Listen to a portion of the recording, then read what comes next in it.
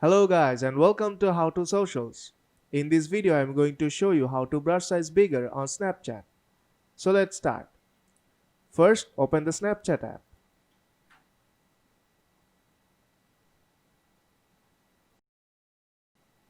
Now I'll just click a black picture.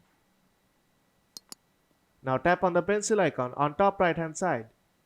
I'll just change the color and draw a line. You'll see that the brush size is very small. Now pinch out or pinch in. And you'll see that the brush size is getting bigger and smaller.